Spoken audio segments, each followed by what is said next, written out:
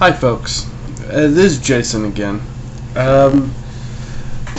Before I go into this week's video, I just want to say the reason I haven't been on in a while, I've been in the hospital, I've had a lot of health issues. I will go into explaining that more next week, as well as doing a review on Wrestlemania and my picks for where the draft is going to go.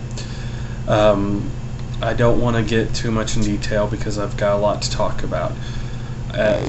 These are my pre-WrestleMania picks, based on how I see the storylines playing out at this point.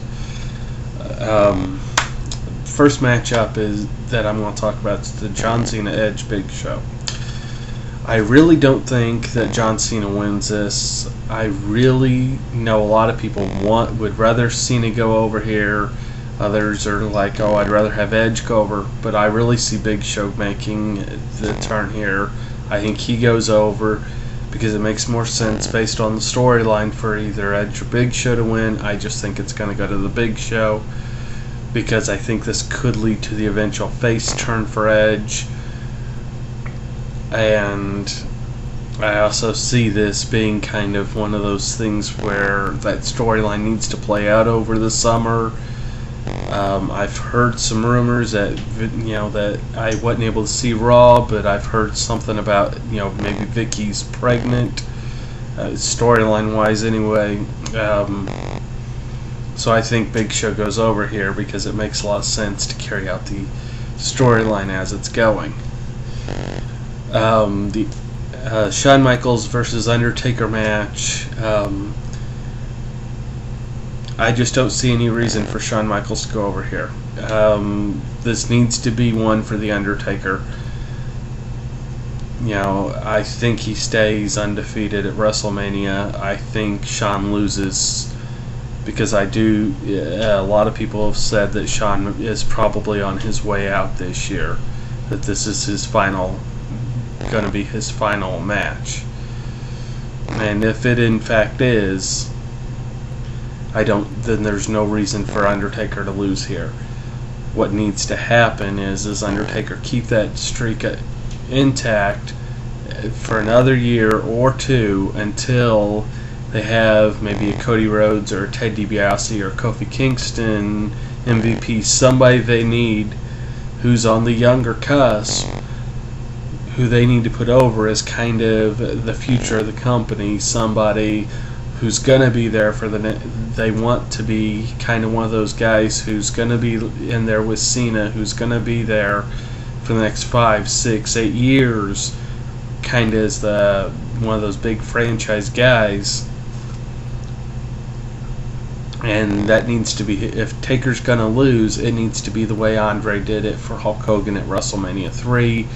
It needs to be something where Undertaker puts that young guy over somebody who's been built up the right way and who gets a chance to go over Taker, near the end of, or at the very end of his career.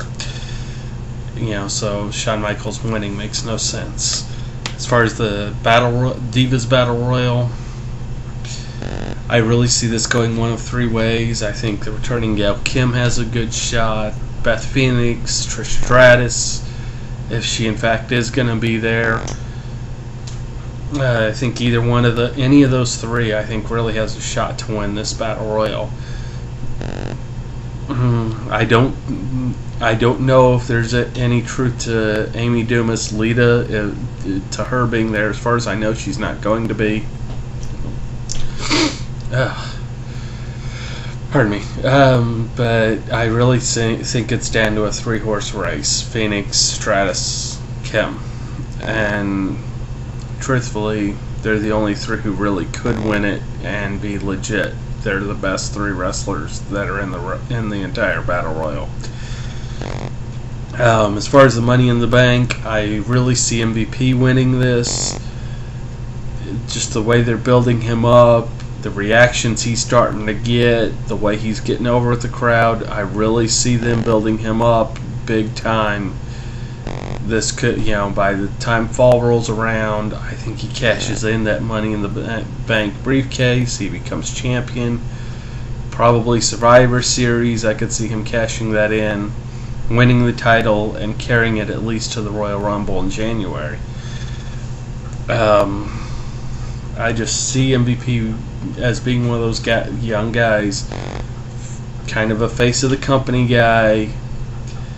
They've tore him down just to build him back up as the face. So this makes a lot of sense here.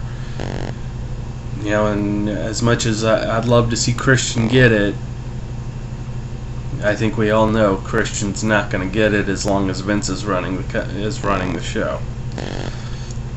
As far as the tag team unification match, I really see Miz and Morrison winning here.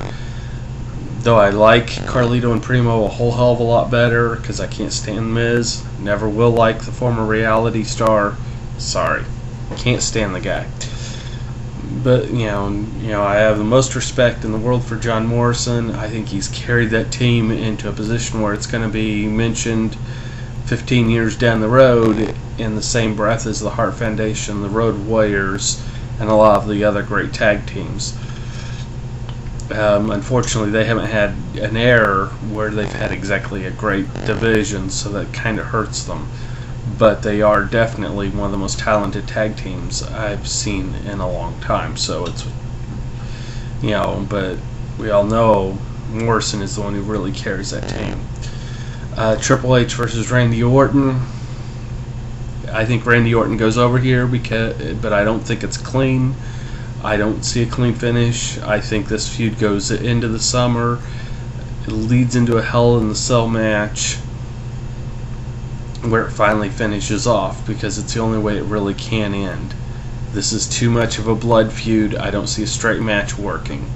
I don't see a cage match working. I think the only thing that can work for them is to put this in Hell in the Cell.